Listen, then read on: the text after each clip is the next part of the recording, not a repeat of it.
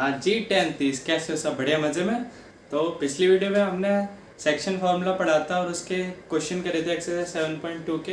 अब इस वीडियो में उसके बचे हुए क्वेश्चंस करते हैं, लेकिन उस क्वेश्चन से करने से पहले हम एक फार्मूला पढ़ते हैं, मिड पॉइंट फार्मूला, जो कि सेम सेक्शन फार्मूला जैसे ही है, बस थोड़ा सा चेंज है। तो ये फार्मूला पढ़ते हैं और इस चैप्टर को इस वीडियो में ख़त्म करते हैं। आपके लास्ट के 5 क्वेश्चन रह जाएंगे 7.2 के, वो करके चैप्टर को ख़त्म करते हैं। और हाँ, मैथ से डरेंगे नहीं, लव करेंगे। तो चलिए शुरू करते हैं।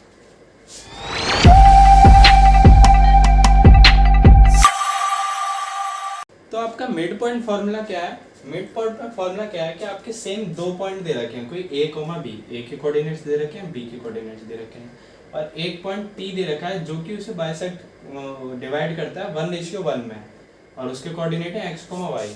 1:1 में डिवाइड करने का मतलब है कि वो ये वाला पार्ट और ये वाला पार्ट बराबर है, मतलब पी जो पॉइंट है वो इसका मिड पॉइंट होगा ए बी का।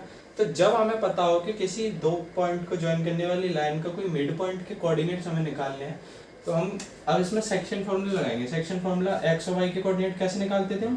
फार्मूला था हमारा एम, ये हो गया, इसे मैं m1 और m सॉरी इसे m1 और इसे m2 मान लेता हूँ। तो फार्मूला क्या था हमारा? m1x2 plus m2x1 upon m1 plus m2, इधर m1y2 plus m2y1 upon m1 plus m2। ये फार्मूला था। अब फार्मूले में वैल्यू पुट करते हैं। m1 m2 की वैल्यू क्या है? 1 1, और नीचे 1 + 1 और इधर 1 + 1। अब x2 की वैल्यू क्या है? x2 ही है, प्लस x1 है, इधर y2 है, ये प्लस y1 है। तो अब इससे क्या होता है? ऊपर क्या बचा? x2 + x1 और नीचे 2, और इधर क्या? y2 + y1 नीचे 2। तो जब हमें पता होगा कि कोई पॉइंट मिड पॉइंट है, तो हम डायरेक्ट उसके जो दो जिस लाइन का मिड पॉइंट है उसके x के कोऑर्डिनेट को प्लस करके डिवाइड बाई 2 कर देंगे और y के कोऑर्डिनेट को डिवाइड बाई 2 कर देंगे, क्योंकि रेशियो हमारा जब मिड पॉइंट होगा तो रेशियो 1:1 होगा। 1:1 होगा तो नीचे हम ऐड करते हैं ना रेशियो का, तो हमेशा 2 आएगा, और इधर 1 1 तो मल्टीप्लाई करके सेम ही आएगा। तो डायरेक्ट जब हमें पता होगा कि मिड पॉइंट है, तो हम डायरेक्ट इससे कोऑर्डिनेट निकालेंगे, x1 + x2 अपॉन 2 और y1 + y2 अपॉन 2। ठीक है, तो क्वेश्चन नंबर 6 करते हैं। 6th क्वेश्चन है हमारा, if these are the vertices of a parallelogram taken in order, find x and y। तो हमें ना एक पैरेललोग्राम दे रखा है, उसके वर्टिसेस के कोऑर्डिनेट्स दे रखे हैं एक ऑर्डर में, तो उसी ऑर्डर में मैंने पैरेललोग्राम बना के लिख दिए a b c d। तो अब हमें यहाँ पे x और y की वैल्यू फाइंड करनी है। तो कैसे फाइंड करेंगे कि आप कहोगे भैया कि पैरेललोग्राम है, चारों की डिस्टेंस सेम रहेगी, तो डिस्टेंस फॉर्मूला लगा के आप कोई कॉम्बिनेशन बना के कर सकते हैं। उससे आप करोगे तो बहुत ज़्यादा कॉम्प्लेक्स हो जाएगा क्वेश्चन। तो हम ये पढ़ रहे हैं section exercise, mid point formula हमने पढ़ चुका है सेक्शन फार्मूला, तो हम उससे सॉल्व करेंगे। उससे कैसे सॉल्व करेंगे कि आप कहोगे कि भैया पैरेललोग्राम के जो डायगोनल्स होते हैं वो बाइसेक्ट करते हैं, करते नहीं करते? जो बाइसेक्ट का मतलब ये जो डायगोनल को इक्वल पार्ट में डिवाइड करते हैं, जहाँ पे ये बाइसेक्ट होते हैं, मतलब OD = OB है और OC = OA है। तो O क्या है? BD का मिड पॉइंट है, तो BD को भी ये 1:1 में डिवाइड कर रहा है, और O क्या है? AC का भी मिड पॉइंट है, क्योंकि ये इक्वल है, तो ये भी इसे 1:1 में डिवाइड कर रहा है। O मिड पॉइंट है BD का, और BD का भी मिड पॉइंट है और AC का भी मिड पॉइंट है। तो हम लिखेंगे mid point of BD equal होगा मिड पॉइंट ऑफ AC। क्यों? मिड पॉइंट ऑफ BD का मिड पॉइंट क्या है? O, और AC का मिड पॉइंट क्या है? O, दोनों का O है। और मिड पॉइंट का फॉर्मूला क्या बताया था मैंने? x1 + x2। तो x1 + x2 3 + 4 डिवाइड बाई 2, और y1 + y2 5 + y divide by 2। ये सेक्शन फार्मूला से भी कर सकते हैं, लेकिन उसमें सारी वैल्यू बहुत बड़ा हो जाता है। जब हम पे सीधा मिड पॉइंट फार्मूला है तो वो यूज़ करेंगे। AC के लिए 1 + x डिवाइड बाई 2 सिंपल, और 2 + 6 डिवाइड बाई 2। ये आ गया आपका 7/2, और ये 5 + y/2 ही रहेगा, और ये 1 + x/2 ही रहेगा, और ये 8/2 4 हो जाएगा। अब इसको इसके इक्वल रख देंगे, एक्स को वाई को इक्वल रख देंगे, वन कंपेयर करके।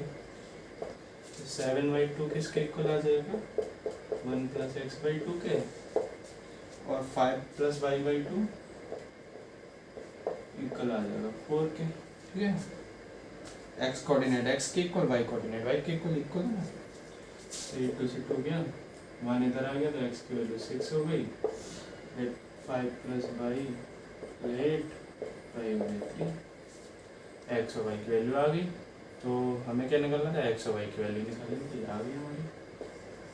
ठीक है, क्वेश्चन नेक्स्ट, क्वेश्चन नंबर 7 देखते हैं। 7th क्वेश्चन क्या है, find the coordinates of the point A where AB is the diameter of a circle. तो AB क्या है, हमारा डायमीटर ऑफ अ सर्कल है। तो मैंने एक सर्कल बनाया, उसका डायमीटर AB बना दिया। तो वो हमें B के पॉइंट दे रखे हैं 1,4, हमें A के फाइंड करने हैं। ठीक है, और आगे क्या दे रखा है, वो सेंटर इज 2,3। तो सेंटर के कोऑर्डिनेट्स दे रखे हैं और B के दे रखे हैं हमें, तो हमें A के निकालने हैं। अब हमें पता है जब ये O सेंटर है तो ये इसे 1:1 में डिवाइड करेगा। ये क्या हो गया मेरा, m1 m2 हो गया, ये मेरा xy हो गया, ये x2 y2 हो गया। इसके मान लेता हूँ मैं x1, y1 है पॉइंट। ठीक है, अब मुझे सारी चीज़ें पता है तो मैं सीधे फॉर्मूला लगाता हूँ, x, y सेक्शन फॉर्मूला, क्योंकि क्या होता है मेरा m1 x2 + m2 x1 upon m1 + m2 m1 y2 + m2 y1। अब फॉर्मूला ना हमें ज़्यादा से ज़्यादा हर क्वेश्चन में लिखना चाहिए, जिससे कि हमें फॉर्मूला याद हो जाए। तो आपको फॉर्मूला हर क्वेश्चन में लिखना है। मैं कभी कभी डायरेक्ट कर देता हूँ टाइम बचाने के लिए, लेकिन आपको हर क्वेश्चन में फॉर्मूला लिखना है जिससे आपको याद हो जाए। m1 m2 की वैल्यू क्या क्या है, 1 1 है। सॉरी मैं भूल गया, ये हमारा मिड पॉइंट है तो हम डायरेक्ट मिड पॉइंट फॉर्मूला लगाएंगे ना, हम सेक्शन फॉर्मूला क्यों लगाएंगे इसमें। वो क्या मिड पॉइंट है, तो मिड पॉइंट का क्या फॉर्मूला होता है, x1 + x2 upon 2 y1 + y2 upon 2। x1 क्या है मेरा पता नहीं, x2 क्या है 1 अपॉन 2, और y1 क्या है पता नहीं, y2 क्या है 4 अपॉन 2, और इधर और x और y की वैल्यू क्या है 2, -3। अब कंपेयर कर लेंगे, 2 इक्वल आ जाएगा x1 + 1/2 के, और -3 इक्वल आ जाएगा y1 + 4/2 के। ठीक है, 4, x1 की वैल्यू आ गई 3, और इधर से -6, y1 की वैल्यू आ गई -10। तो पॉइंट A के कोऑर्डिनेट्स क्या हो जाएंगे, x1, y1 थे ना, तो ये हो जाएंगे 3, -10। ठीक है, नेक्स्ट क्वेश्चन नंबर 8 करते हैं। अब 8th क्वेश्चन क्या है मेरा, if A and B are this and this respectively. तो A भी एक लाइन है, इसके A के पॉइंट दे रखे हैं, B के पॉइंट दे रखे हैं। तो find the coordinates of P, एक P पॉइंट है, इसके कोऑर्डिनेट फाइंड करने सच दैट AP = 3/7 ये दे रखा है, and P lies on the segment AB। P हमारा AB पे लाई करता है और हमें P के कोऑर्डिनेट चाहिए, और हमें ये कॉम्बिनेशन दे रखा है। तो आप कहोगे कि भैया कोऑर्डिनेट्स निकालने के लिए इसके कोऑर्डिनेट्स मान लीजिए x, y है, ये निकालने के लिए हमें चाहिए रेशियो चाहिए हमें, m1:m2। रेशियो हमारे पास है नहीं, ये हमारा x2 y2 हो गया, ये x1 y1 हो गया। तो रेशियो कहाँ से निकलेगा, रेशियो इस इक्वेशन से हम निकालेंगे। कैसे निकालेंगे, अब हमारे पास AP दे रखा है AB की फॉर्म में, तो हम BP को भी AB की फॉर्म में निकाल देते हैं, फिर AP/BP करके रेशियो आ जाएगा। तो मैं BP को लिख सकता हूँ BP, ये BP को मैं पूरे AB में से AP माइनस कर दूं तो BP नहीं आएगा। ये BP है, BP को इक्वल लिखा है ना पूरा AB में से ये AP माइनस कर दूं तो BP बचेगा ना, तो AB - AP वही लिखा है। अब AB को तो मैं AB लिख लूँगा, AP की जगह मैं ये लिख दूँगा 3/7/AB। मान लेते हैं फर्स्ट, तो ये हो जाएगा फ्रॉम फर्स्ट से, तो अपॉन में 7 ले लेंगे, 7AB - AB, ये हो जाएगा 4AB/7 BP। अब मेरा AP भी AB की फॉर्म में है, BP भी AB की फॉर्म में है, तो मैं फर्स्ट डिवाइड सेकंड कर दूंगा,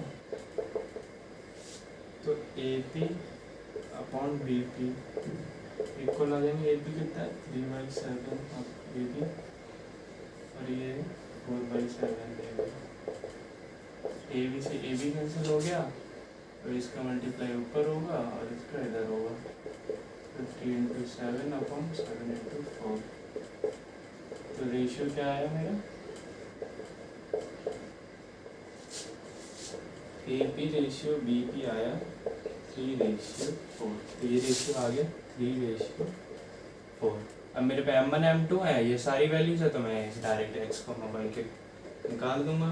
कौन से फॉर्मूले से? m1 x2 वाले से। m1 मेरा कितना है 3, x2 कितना है 2 प्लस m2 x1 m2 कितना है 4, x1 -2 upon m1 plus m2 3 plus 4 comma m1 y2 कितना है -4 प्लस m2 y1 y2 और 3 प्लस 4।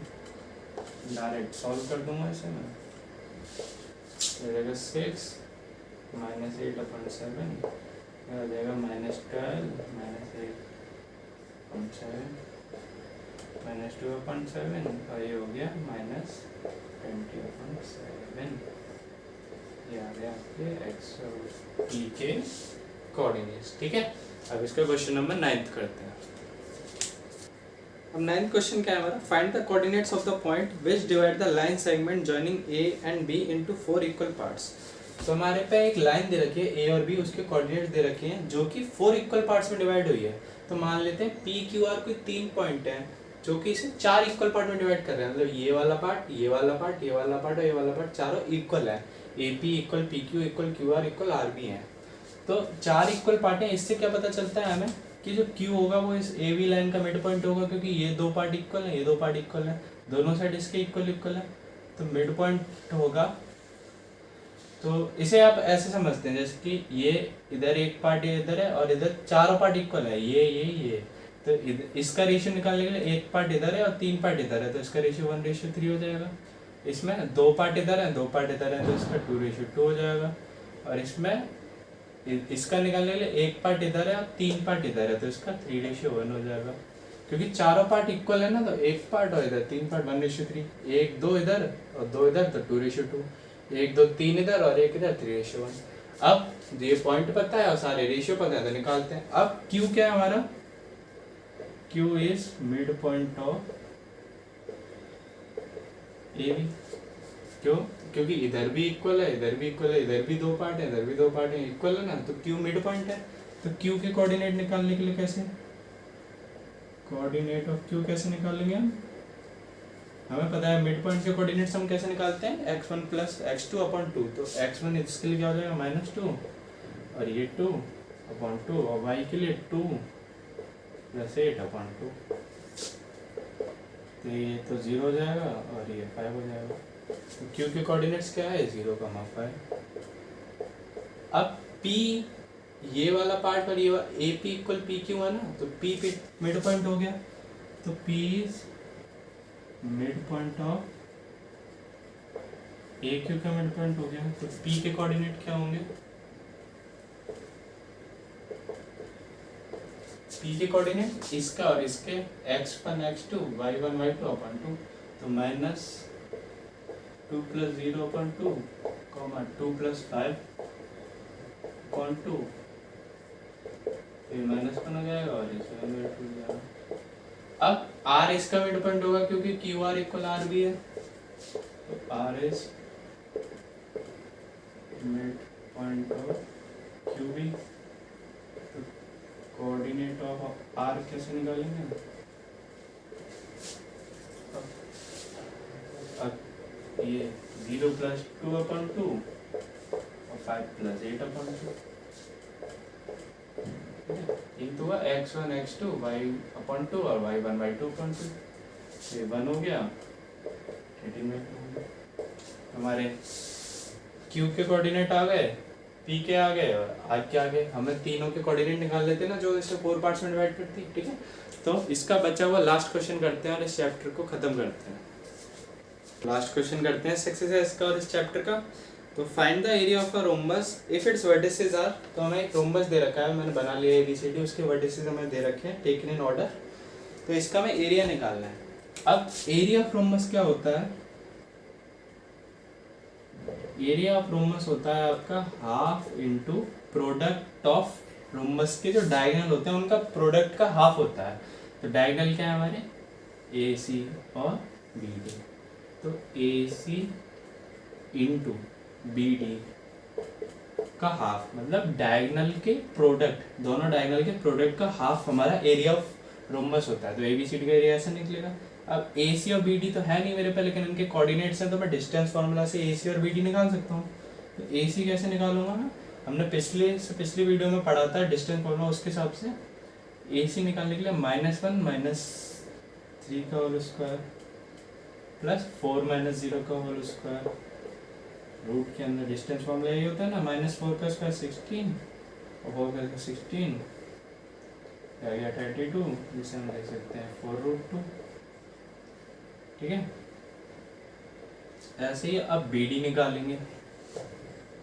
BD कैसे निकलेगा, -2 - 4 का होल स्क्वायर प्लस -1 - 5 का होल स्क्वायर, रूट के अंदर ये हो गया 6 का स्क्वायर 36 और 6 का स्क्वायर ये भी 36, ये हो गया 72। इसको हम लिख सकते हैं 36 × 2 मतलब 6√2। अब एरिया क्या है हमारा, हाफ AC × BD, वैल्यू लगा देंगे। AC की वैल्यू क्या है 4√2 और BD की क्या है 6√2।